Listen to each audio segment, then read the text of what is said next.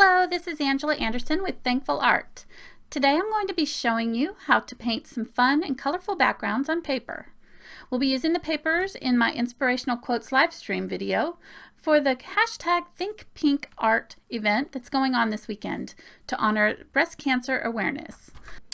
I'm using watercolor papers for this, but you could also use canvas if you want to.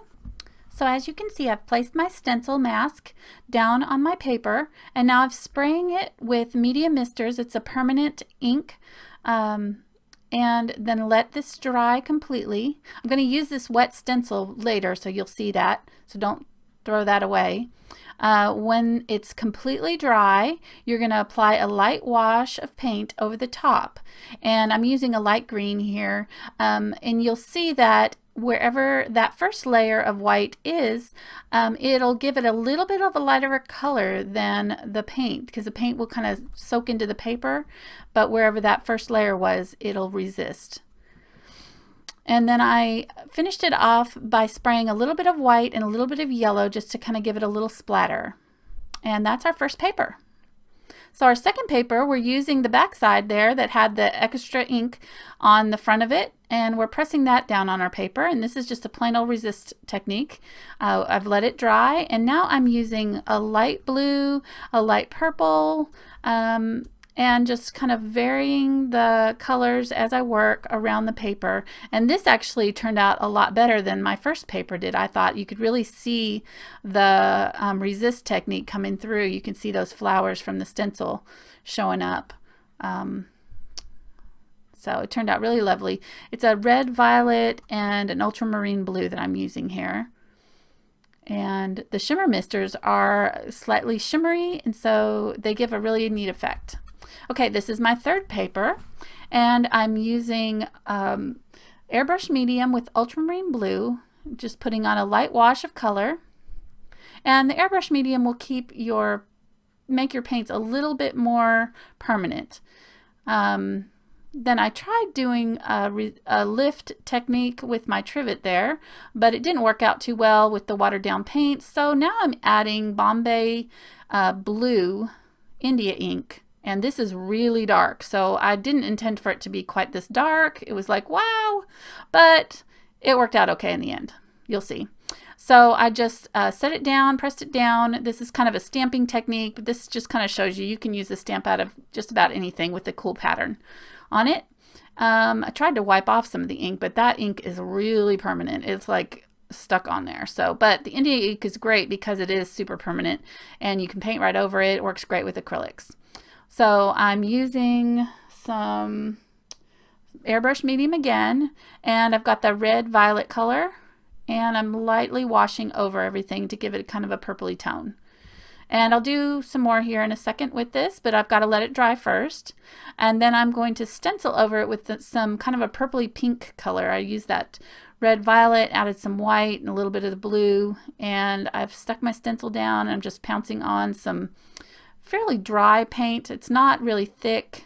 It's kind of a subtle technique, and I decided I didn't really like the color, so I sort of wiped some of it off a little bit to blot it down, and then I decided to just go with some straight white and see what that did. I had another this is actually off of a Lego set. Don't tell my son. So I'm putting paint on it here. It's just white paint, thinned down just a little bit. And you don't want any of you want the holes to be open. So whatever, and you don't want it too super thick in any places. So I'm just setting it down, pressing it down, and it made a really cool little pattern on there. So decided I like that, so I'm gonna leave that one. All right, the next one is a bloom effect with alcohol. And I've wet down my paper, and I'm using thin down acrylic paints here, and I've got a cadmium red light, red violet, yellow, and then I sprayed it down to kind of make it move around the paper a little bit more. And then I'm just kind of using my brush to just gently push it where I want it to go to fill in all of my little gaps. And then I decided I wanted to add a few more colors to it, so I added a little bit more of the red violet, Okay, so now's for the fun part. While this is wet, you take some alcohol, some straight rubbing alcohol, and you dip it into your, I have a spray bottle here, and I'm just kind of flicking the end of it onto my paint, and it creates these really cool blooms. Now I've let this dry completely, and I have decided I wanted to add some splatters over the top of this. So I've got a light pink color that I mixed up, and I'm just tapping it off the end of my brush. Make sure you have it nice and watery, or your paint will kind of just stick to your brush. It won't go anywhere. So you can use a toothbrush for this if you want. I've used it in some of my other videos with a toothbrush. And then I decided to do a light, like a blue. I thought, you know, let's do like a turquoise blue. That'd be really pretty against those yellows and reds. And so I mixed up a little bit of a turquoise here. And I should also mention that I taped down all of my papers onto boards so that it made them a little bit more stable, easy to work with, and then that gave them a little bit of a border around the edges. And just make sure that you really press down your edges well.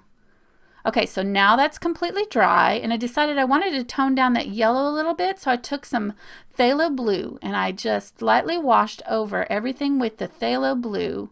I kind of wish I'd left a little bit more of the yellow showing in the bottom. I kind of liked it, but that's all right. And then I add some more of the alcohol over the top of that again, and it creates a few more little bloom areas. And this one was one of my favorites, actually. It was really fun. Okay, so now the next one is bubble wrap and string painting. And actually you could do these kind of separately. I wished I'd just done the string technique because I really liked how it looked. And I think it would be kind of cool, like maybe on a black and white, like just do your string with black and white or something like that. But I'm doing a light wash of green and blue on my canvas here, or actually it's my papers. And I just kind of made it a little streaky. Let it dry. And then I'm going to wet down my paints here. And again, I'm using the Airbrush Medium to keep the paints nice and so they'll stick really well to my paper. All right, and then you just press down your bubble wrap. Isn't that cool? Really fun. You could do 2 or 3 colors even on this. I just did the one blue color, but you could really make it interesting and do some other colors. Then I have dipped my string in paint. Once this is dry, now all the bubble wraps part, the first part is dry completely. Then I'm just tapping down this string randomly on my canvas here, my paper, and making these really interesting patterns. You can't really do this any other way, I don't know. It just really makes awesome patterns. Okay, so now I decided to do like some purpley pink color. And this got kind of messy, so I got some fingerprints in there, but that's all right. This is kind of part of the technique. This is supposed to be look kind of random and messy. Okay.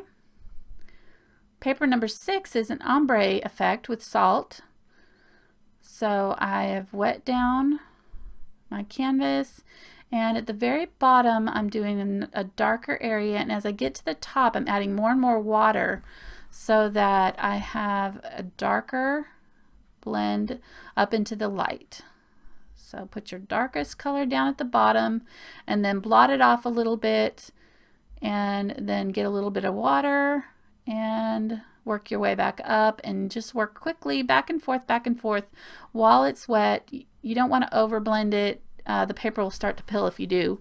Then you want to sprinkle it with salt, and I decided I wanted to add some little blue dots with ultramarine blue, so I went back in with some really watery ultramarine and just tapped lightly off onto it, and then added a little bit more salt. And I like using margarita salt because it's a little bit bigger and you get kind of interesting flakes. I wish I'd gone a little bit darker with the purple at the bottom because the salt effect didn't show up quite as well as it has in the past for me. And once this is dry, you can just brush off the salt and you can see what effect that the salt created. It's really cool. I love using this technique. Okay, this last one is a gradient glow effect. Kind of a silhouette effect, sort of like a sunrise or something. I don't know.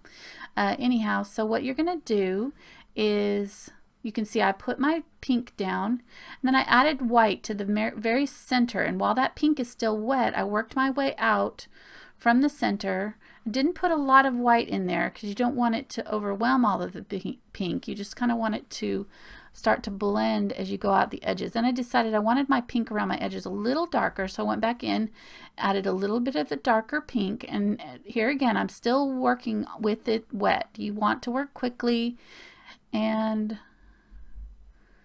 I added some more white to the center and worked my way out, and as you get toward the outside edges your paint will kind of disappear and you'll get that kind of halo look.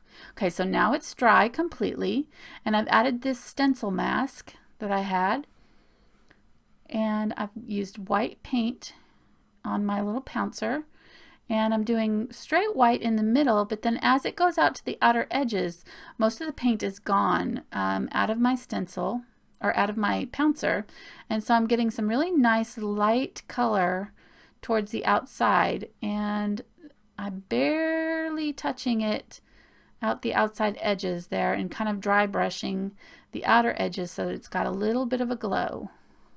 That one turned out really cool, and I think it was appropriate for our Think Pink art. I had to do at least one background with pink for it for tomorrow.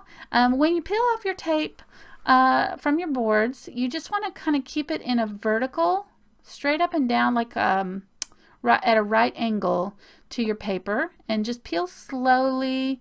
And if you have got any little spots that went outside the lines, I did have it in a couple of my papers, you can just use a little bit of white to touch it up. So there's our papers.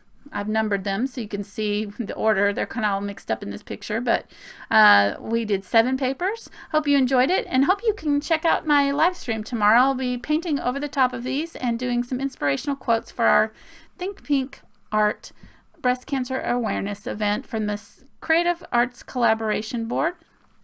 This is a subject that's really dear to my heart because I've lost a couple of friends recently to cancer, and I'm so thankful for you watching. I'm thankful for art in my life. It's really healed and helped me through some tough times, and I hope you get inspired by this project today. Try out some new things, and please leave a comment. I'd love to hear from you and your stories.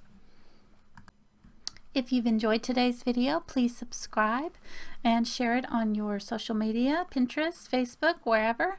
I do a new video every Friday, and every first and third Saturday of the month I do a live stream, so you can join me live and see me paint, chat with me, ask questions. It's a really fun time.